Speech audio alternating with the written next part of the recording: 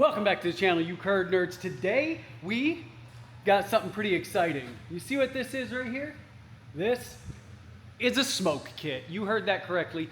That is a smoke kit, and we are installing it in the Lake 200, the Glitter Goblin, the Lake Buccaneer, whatever name you want to refer to this aircraft as. So, Dirtbag is on the way. He's going to be the AMPIA overseeing this entire project. We're going to be working on disassembly. I've already gotten one of the seats taken out, but follow along and I'll explain the whole journey that it takes to actually get a non-certified part, like a smoke kit, installed in a Part 23 certified airplane like the Lake Buccaneer. So follow along. So here's the thing. Every airplane has an IPC, or at the very least most airplanes have an IPC, or an illustrated parts catalog, which usually goes over everything that can be installed in your airplane legally without some kind of change or without some kind of paperwork from the FAA. You could almost refer to this as kind of the TCDS or the type certificate data sheet. But the IPC tells you what you can install in your airplane without talking to the FAA or a manufacturer of a component. Now, there are things like STCs, or supplemental type certificates, in which a manufacturer of a component can say, hey, FAA, I've done the testing, I've done the paperwork, this thing is safe. Now, STCs are not cheap.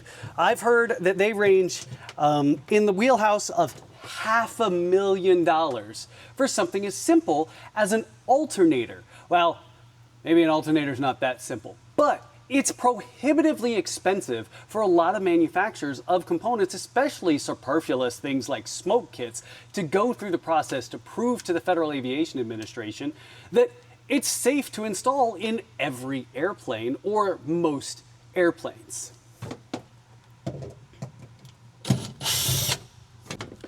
Now, there are a couple other avenues you can take to install things that aren't necessarily part of your IPC or illustrated parts catalog. There's new rules like VARMA, which wouldn't apply in this sense because VARMA requires you to install things that are like the same fit, form, and function. It's really intended for airplanes that don't necessarily have any support anymore, but you still have to keep the thing airworthy, so you can buy something off the shelf. For example, if the alternator in this would have been really unique, we could find something that's the same fit, form, and function. It just might not share the same part number. And again, I'm not the FAA. Don't use this video as legal advice for how to keep your airplane airworthy. I'm just a pilot.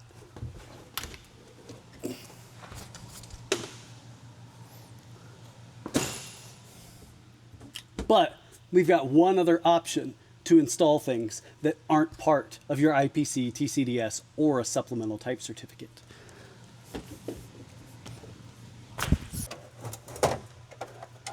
Which comes to what we're doing. That is a field approval. Now, a field approval is really, hey, FAA, nobody's gone through the effort of proving that this is safe. I want to install it on my airplane anyway. And this is the effort that I have taken to prove that it's safe. Now, there is some guidance put out by the Federal Aviation Administration on how to fill out a field approval, or a 337 is really what you're filling out. And I didn't follow any of that. I just wrote a whole lot of documentation.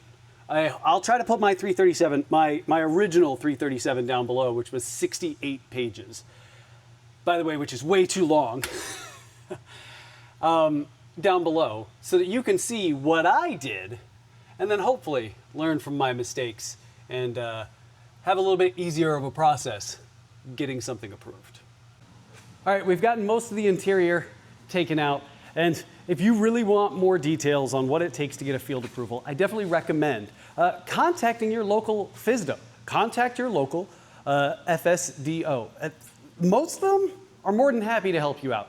During this entire process, sure, I probably annoyed my FSDO because they were like, your 337's too much. It's too many pages. Why are you giving us so much to read? It's not that complicated. It's not that deep. But if you do have any questions, reach out to your FSDO. That's literally their entire job, is to help you understand aviation. I even got a call back from my ACO, my Airworthiness Certification Office, the people that give the FSDOs the direction on what they're supposed to do. So let's get the rest of this thing taken apart. We still have to take apart the pylon and gain access to the exhaust. And then by then, Dirtbag should be here.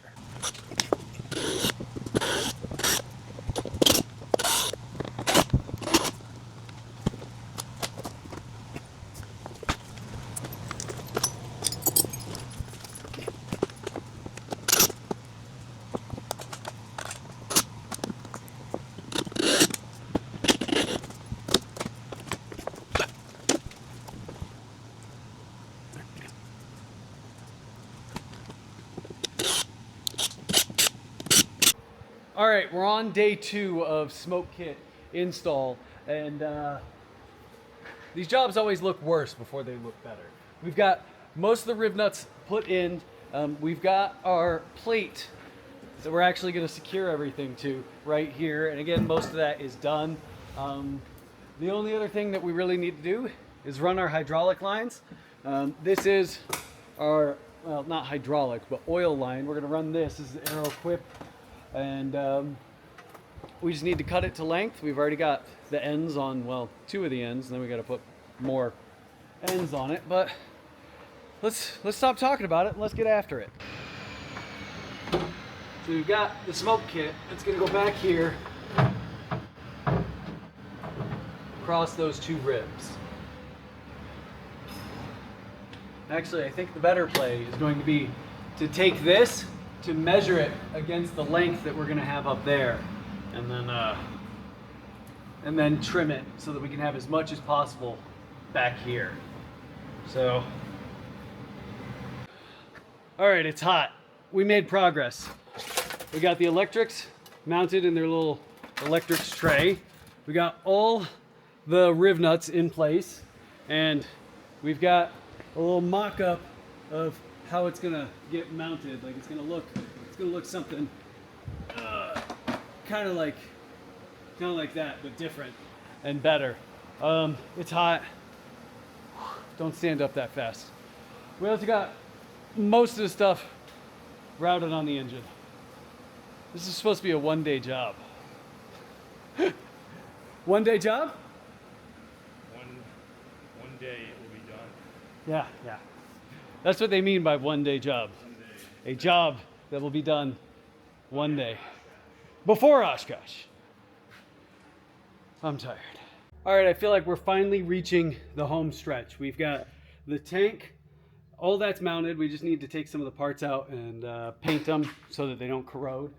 We've got all the electrics run. We've got our ground back there. The wire runs in that wall. We've got everything mounted in the panel. The pump works. This is our, here, let me turn this around.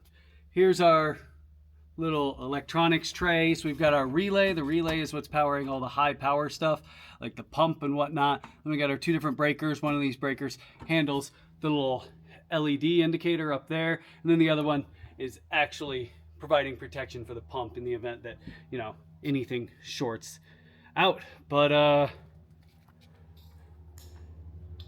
we're almost done. The last thing is really just to button up the inside and then drill the holes for the injectors. Let's get this done.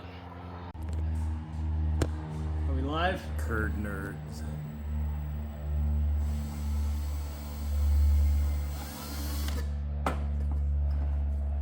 This is how you get a drill bit to walk.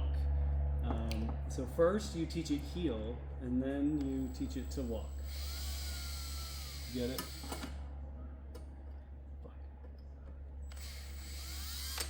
Oh, I get it like a dog.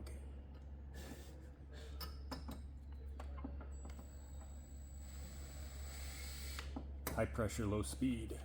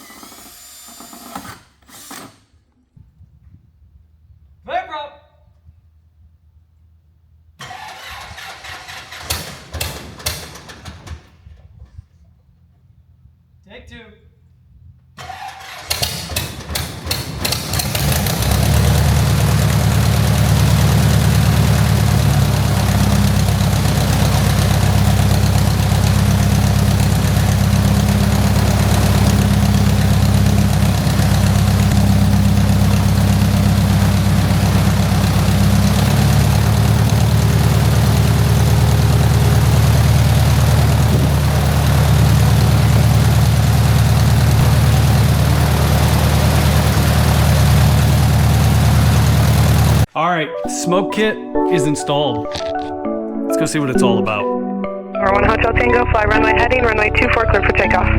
24, clear for takeoff, runway heading, 1 Hotel Tango.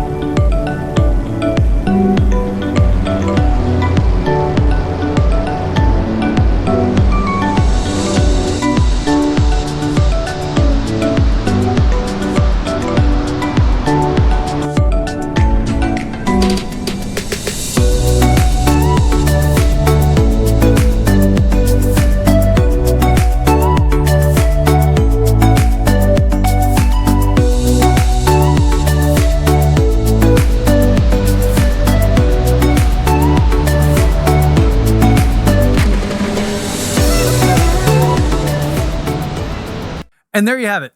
Smoke kit installed in a Lake Buccaneer. Now, if we would have installed this in like a Mooney or a 172 or something like that, it probably would have been a much easier, simpler install.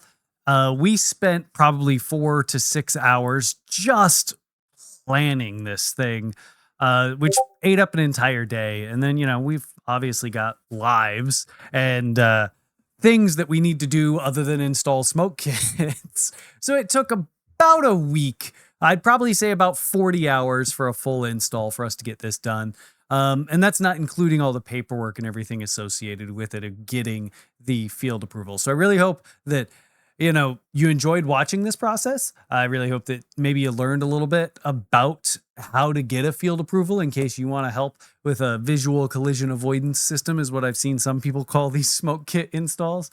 But as always, fly safe and keep it cheesy.